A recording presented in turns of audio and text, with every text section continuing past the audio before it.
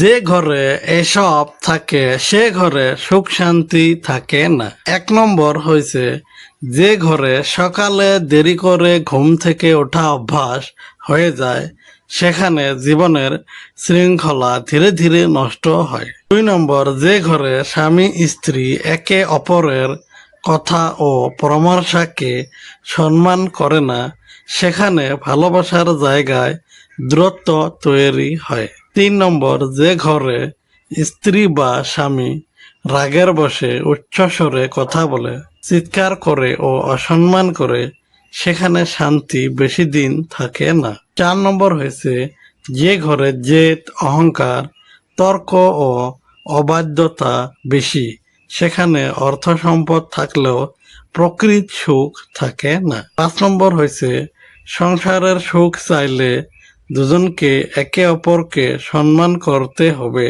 কারণ শান্তির সংসার আদেশ নয়, ভালোবাসা ও বোঝাপড়ায় তৈরি হয়।